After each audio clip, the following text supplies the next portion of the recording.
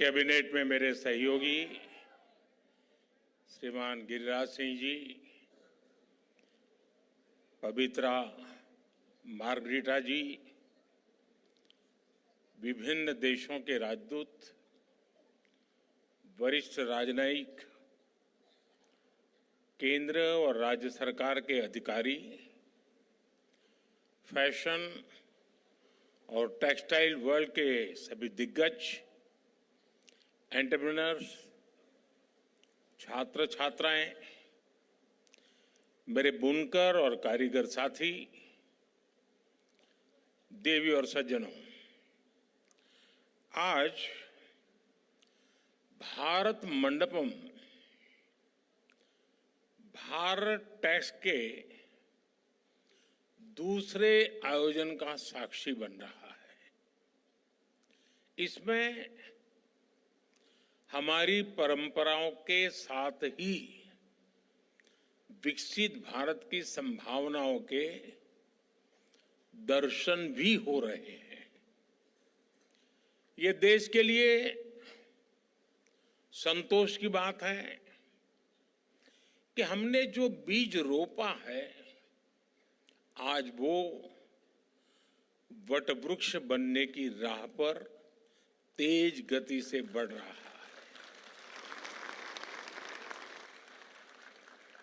Bharat tax अब एक mega global textile event बन रहा है। इस बार वैल्यू चेन का पूरा स्पेक्ट्रम, इससे जुड़े 12 समूह एक साथ यहां हिस्सा ले रहे हैं। एक्सेसरीज, गारमेंट, मशीनरी, केमिकल्स और डाइज का भी प्रदर्शन किया गया है। भारत टैक्स दुनिया भर के पॉलिसी मेकर्स, सीईओ और इंडस्ट्री लीडर्स के लिए एंगेजमेंट, कोलैबोरेशन और पार्टनरशिप का एक बहुत ही मजबूत मंच बन रहा है। इस आयोजन के लिए सभी स्टेक होल्डर्स का प्रयास बहुत सराहनीय है। मैं इसके काम में जुटे हुए सब लोगों को हृदय से बहुत बहुत बधाई देता हूं।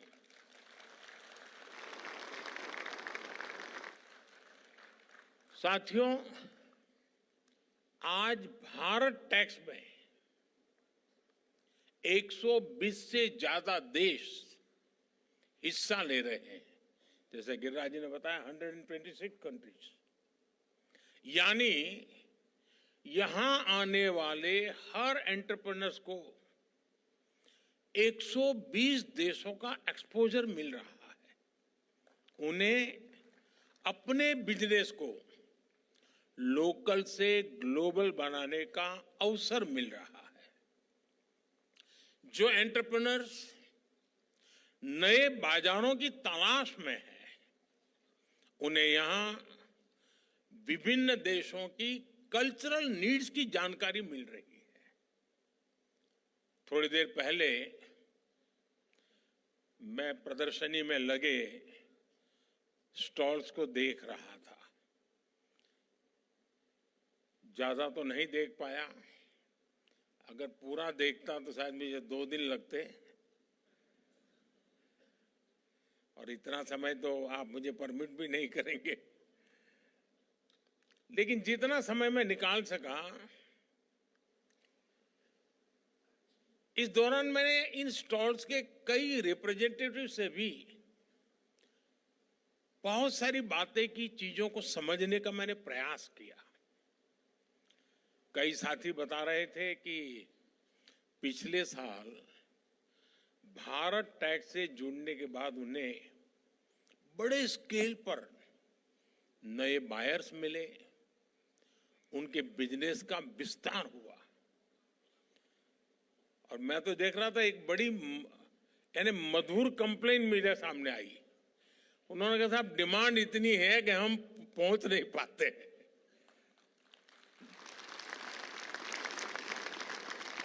और कुछ साथियों ने मुझे कहा कि साहब एक फैक्ट्री लगानी है तो एवरेज हमें 70-75 करोड़ रुपया खर्च लगता है और 2000 लोगों को काम देते हैं।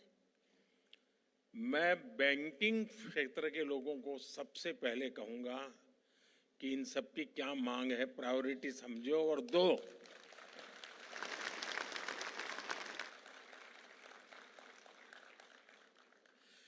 साथियों, इस आयोजन से टेक्सटाइल सेक्टर में इन्वेस्टमेंट्स, एक्सपोर्ट और ओवरऑल ग्रोथ को जबरदस्त बढ़ावा मिल रहा है। साथियों, भारत टैक्स के इस आयोजन में हमारे परिधानों के जरिए भारत की सांस्कृतिक विविधता के भी दर्शन होते हैं। पूरब से पश्चिम, उत्तर से दक्षिण, हमारे यहां कितने तरह के पारंपरिक परिधान हैं। एक एक परिधान के कितने कितने प्रकार हैं। लखनवी चिकन, राजस्थान और गुजरात की बांधनी, गुजरात का पटोला और मेरी काशी का बनारसी सिल्क,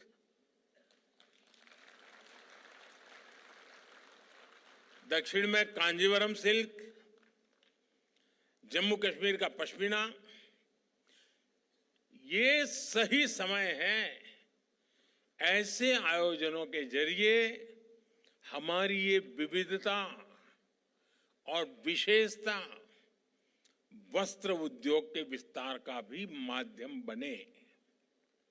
साथियों, पिछले साल मैंने टेक्सटाइल इंडस्ट्री में फार्म, फाइबर, फैब्रिक, फैशन और फॉरेन, इन 5 एप फैक्टर्स की बात की थी।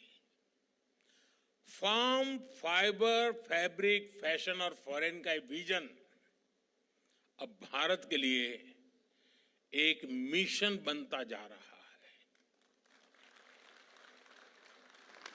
ये मिशन किसान, बुनकर, डिजाइनर और व्यापारी, हर किसी के लिए ग्रोथ के नए रास्ते खोल रहा है। पिछले वर्ष भारत के टेक्सटाइल और एपरल एक्सपोर्ट्स में 7% की बढ़ोतरी हुई है।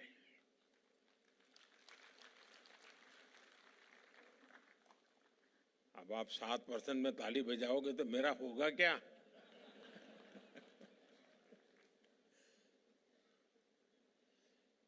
अगली बार 17% हो तो फिर ताली हो जाए।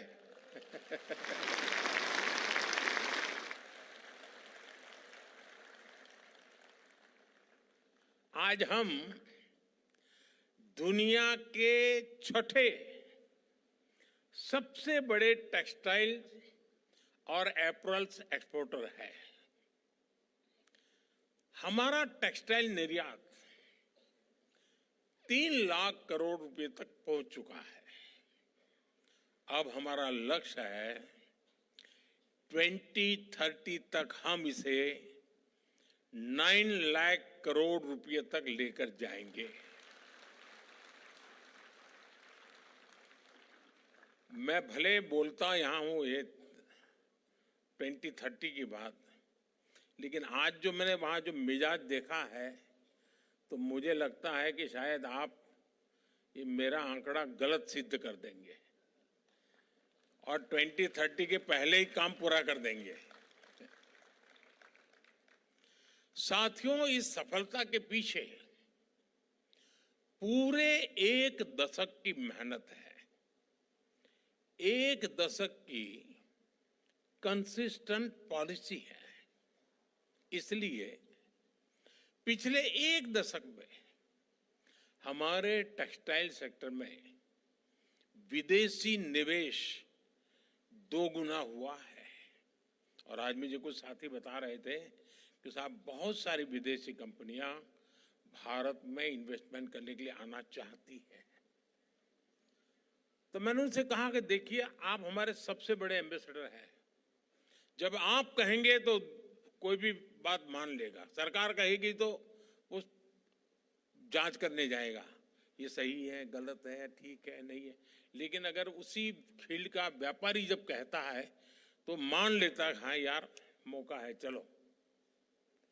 साथियों, आप सब जानते हैं टेक्सटाइल देश में सबसे ज्यादा रोजगार के अवसर देने वाली इंडस्ट्री में से एक महत्वपूर्ण इंडस्ट्री है। भारत की मैन्युफैक्चरिंग में ये सेक्टर 11% का योगदान दे रहा है। और इस बार आपने बजट में देखा होगा, हमने मिशन मैन्युफैक्चरिंग पर बल दिया है। उसमें आप सब भी आ जाते हैं। इसलिए जब इस सेक्टर में निवेश आ रहा है, ग्रोथ हो रही है, तो उसका फायदा करोड़ों टेक्सटाइल वर्कर्स को मिल रहा है। साथियों, भारत के टेक्सटाइल सेक्टर की समस्याओं का समाधान और संभावनाओं का सृजन, ये हमारा संकल्प है। इसके लिए हम दूरदर्शी और लॉन्ग टर्म आइडियाज पर काम कर रहे हैं। हमारे इन प्रयासों की झलक इस बार के बजट में भी दिखती है। हमारे देश में कॉटन सप्लाई रिलायबल बने, भारतीय कॉटन ग्लोबली कॉम्पिटिटिव बने, इसके लिए हमारी वैल्यू चेन मजबूत हो। इंडस्ट्री की ऐसी सभी जरूरतों को ध्यान में रखते हुए हमने मिशन फॉर कॉटन प्रोडक्टिविटी का एक ऐलान किया है। हमारा फोकस टेक्निकल टेक्सटाइल जैसे सनराइज सेक्टर्स पर भी है। और मुझे याद है, मैं जब गुजरात में था, मुख्यमंत्री के नाते मुझे सेवा करने का अवसर मिला था, तो आपके टेक्सटाइल वालों से मेरा मिलना जुलना होता था। और उस समय जब मैं उनको टेक्निकल टेक्सटाइल की बातें करता था, तो मुझे पूछते थे आप क्या चाहते हैं। आज मुझे खुशी है कि भारत इसमें अपनी पहचान बना रहा है।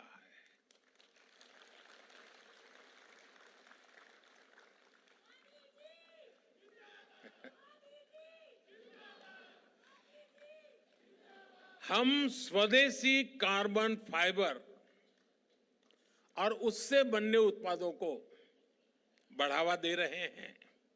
Bharat high grade carbon fibre बनाने की दिशा में भी आगे बढ़ रहा है। इन प्रयासों के साथ ही टेक्सटाइल सेक्टर के लिए जो नीतिगत फैसले चाहिए, हम वो भी ले रहे हैं। जैसे कि इस साल के बजट में एमएसएमई के क्लासिफिकेशन क्राइटेरिया में बदलाव करके इसका विस्तार किया गया है। साथ ही क्रेडिट अवेलेबिलिटी बढ़ाई गई है। हमारा टेक्सटाइल सेक्टर, जिसमें 80% योगदान हमारे एमएसएमईज का ही है, उसको इसका बहुत बड़ा लाभ मिलने वाला है।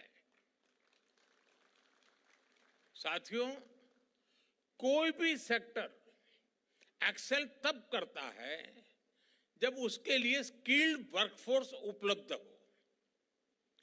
वस्त्र उद्योग में तो सबसे बड़ा रोल ही स्किल्ड यानी हुनर का होता है। इसलिए हम टेक्सटाइल इंडस्ट्री के लिए स्किल्ड टैलेंट पूल बनाने के लिए भी काम कर रहे हैं। हमारे national centres of excellence for skilling, इस दिशा में बड़ी भूमिका निभा रहे हैं। वैल्यू चेन के लिए जो स्किल्स चाहिए, उसमें हमें समर्थ योजना से मदद मिल रही है। और मैं आज समर्थ से ट्रेन हुई कई बहनों से के साथ बात कर रहा था, और उन्होंने जो 5 साल, 7 साल, 10 साल में जो प्रगति की है, यानी गर्व से मन भर गया मेरा सुन करके।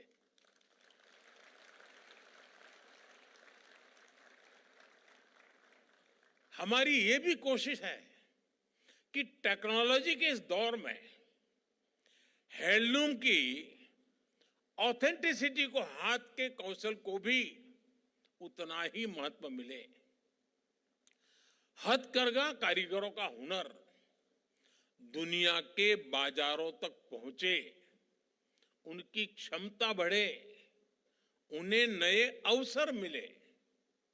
हम इस दिशा में भी काम कर रहे हैं। पिछले 10 वर्षों में हैंडलूम्स को बढ़ावा देने के लिए 2400 से ज्यादा बड़े मार्केटिंग इवेंट्स का आयोजन किया गया। 2400 से ज्यादा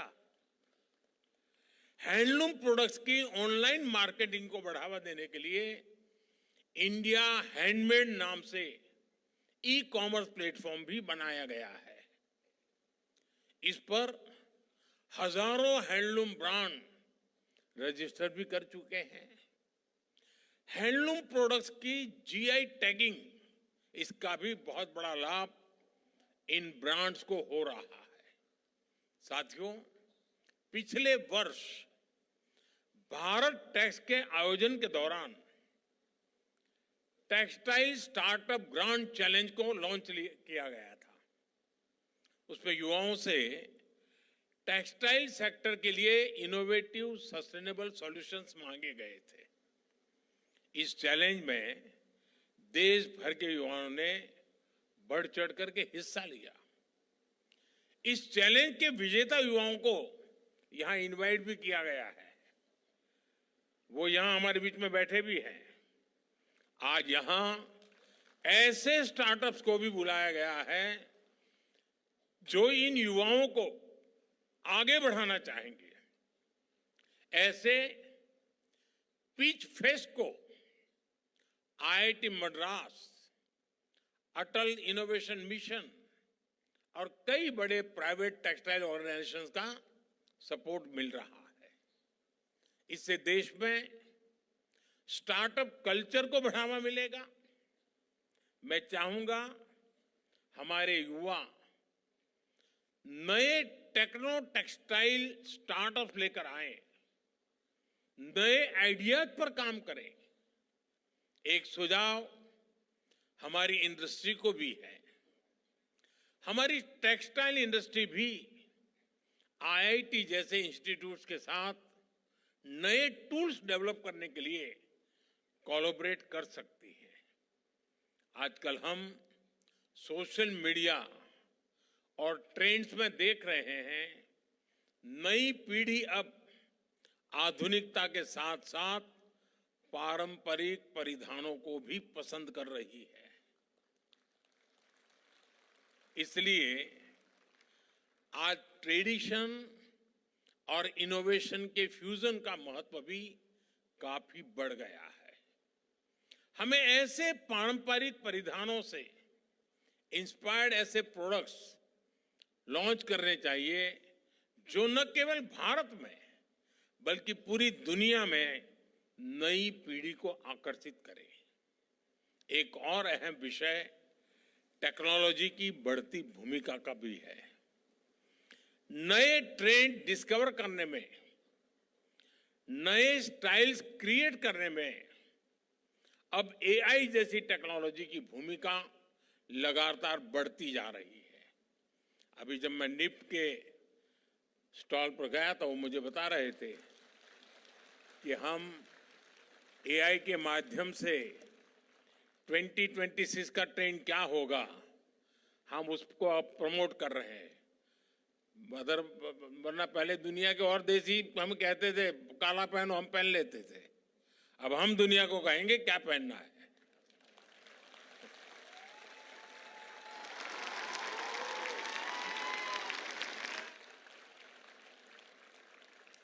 इसलिए आज एक और पारंपरिक खादी को भी बढ़ावा दिया जा रहा है, साथ ही एआई के जरिए फैशन के ट्रेंड्स को भी एनालाइज किया जा रहा है। मुझे याद है मैं जब नया नया मुख्यमंत्री बना था तो गांधी जयंती पर शायद 2003 होगा, मैंने पोरबंदर में गांधी जी का जहां जन्मस्थान है वहां फैशन शो ऑर्गेनाइज किया था और खादी का फैशन शो, और निफ्ट के स्टूडेंट्स और हमारे यहाँ एनआईडी के स्टूडेंट्स मिलकर के उस काम को आगे बढ़ाया था। और वैष्णव भजन तो तेनेरे कहिए, वो बैकग्राउंड म्यूजिक के साथ वो फैशन शो हुआ था। और उस समय विनोबा जी के कुछ अनन्य साथी जो थे उनको मैंने इनवाइट किया था, तो मेरे साथ बैठे थे, क्योंकि फैशन शो वर्गे शब्द ऐसे हैं कि पुरानी पीढ़ी के लोगों को जरा कान खड़े हो जाते हैं कि ये क्या सब तूफान चल रहा है। लेकिन मैंने उनसे बड़ा आग्रह किया, उनको मैंने बुलाया, वो आए और बाद में उन्होंने मुझे कहा कि खादी को अगर हमें पॉपुलर करना है तो यही रास्ता है। और मैं बताता हूं आज खादी जिस प्रकार से प्रगति कर रही है और दुनिया के लोगों का आकर्षण का कारण बन रही है, हमने इसको और बढ़ावा देना चाहिए। और पहले जब आजादी का आंदोलन चला तब खादी फॉर नेशन था, अब खादी फॉर फैशन होना चाहिए।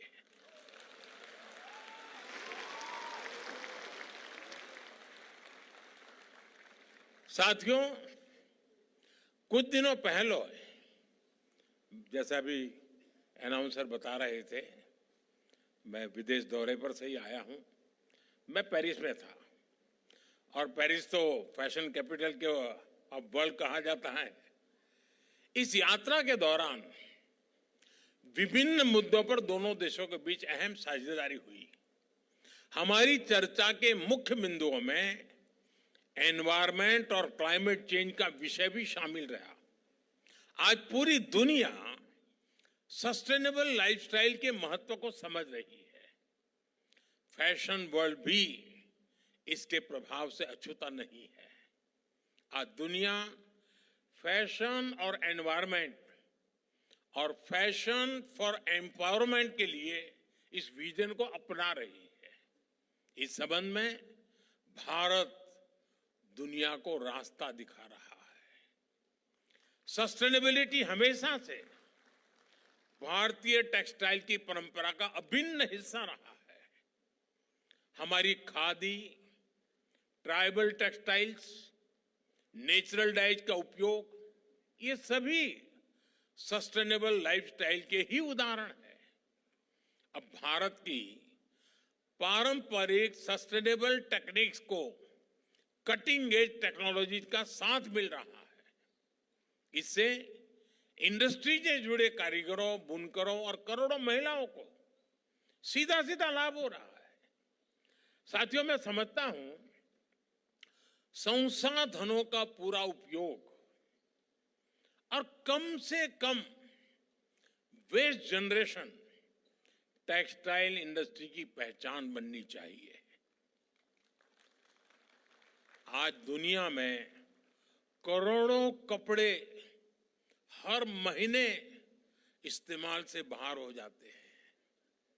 इनमें बहुत बड़ा हिस्सा फास्ट फैशन वेस्ट का होता है, यानी वो कपड़े जिन्हें फैशन या ट्रेड चेंज होने के कारण लोग पहनना छोड़ देते हैं। इन कपड़ों को दुनिया के कई हिस्सों में डंप किया जाता है। इससे एनवायरनमेंट और इकोलॉजी के लिए भी बड़ा खतरा पैदा हो रहा है। एक आकलन के मुताबिक 2030 तक फैशन वेस्ट 148 मिलियन टन तक पहुंच जाएगा। आज टेक्सटाइल वेस्ट का 1/4 हिस्सा भी रिसाइकल नहीं हो रहा है। हमारी टेक्सटाइल इंडस्ट्री इस चिंता को अवसर में बदल सकती है। आप में से अनेक साथी जानते हैं, हमारे भारत में टेक्सटाइल रिसाइकलिंग और खासकर अपसाइकलिंग का बहुत डाइवर्स ट्रेडिशनल स्किल मौजूद है। जैसे कि हमारे यहाँ पुराने या बचे हुए कपड़ों से दरिया बनाई जाती है। बुनकर लोग और यहाँ तक कि घर की महिलाएं भी ऐसे कपड़ों से कितने तरह के मैट्स, रग्स और कवरिंग बनाती हैं। महाराष्ट्र में पुराने और यहाँ तक कि फटे कपड़ों तक से अच्छे अच्छे गोदड़ी बनाए जाते हैं। हम इन पारंपरिक आर्ट्स में नए इनोवेशन करके इन्हें ग्लोबल मार्केट तक पहुंचा सकते हैं। टेक्सटाइल मिनिस्ट्री ने अपसाइक्लिंग को प्रमोट करने के लिए standing conference of public enterprise और ई मार्केट प्लेस के साथ एमओयू भी साइन किया है। देश के कई अपसाइक्लर्स ने इसमें रजिस्टर भी किया है। नवी मुंबई और बेंगलुरु जैसे शहरों में टेक्सटाइल वेस्ट के डोर टू डोर कलेक्शन के लिए पायलट प्रोजेक्ट भी चलाए जा रहे हैं। मैं चाहूंगा हमारे स्टार्टअप्स इन प्रयासों से जुड़े, इन अवसरों को एक्सप्लोर करें और अर्ली स्टेप लेकर इतने बड़े ग्लोबल मार्केट में लीड लें। अगले कुछ वर्षों में भारत की टेक्सटाइल रिसाइकलिंग मार्केट $400 मिलियन तक पहुंचने की संभावना है, जबकि ग्लोबल रिसाइकल टेक्सटाइल मार्केट करीब $7.5 बिलियन तक पहुंचने का अनुमान है। अगर हम सही दिशा में आगे बढ़ें तो भारत इसमें और बड़ा शेयर हासिल कर सकता है। साथियों, सैकड़ों वर्ष पहले जब भारत समृद्धि के शिखर पर था, हमारी उस समृद्धि में टेक्सटाइल इंडस्ट्री की बहुत बड़ी भूमिका थी। आज जब हम विकसित भारत का संकल्प लेकर आगे बढ़ रहे हैं तो एक बार फिर टेक्सटाइल सेक्टर का इसमें बहुत बड़ा योगदान होने वाला है।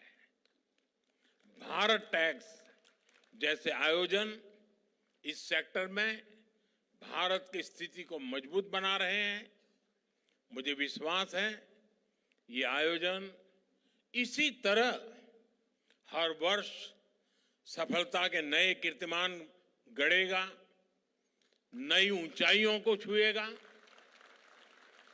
मैं एक बार फिर इस आयोजन के लिए आप सभी को बहुत बहुत बधाई देता हूं। बहुत बहुत धन्यवाद। नमस्कार।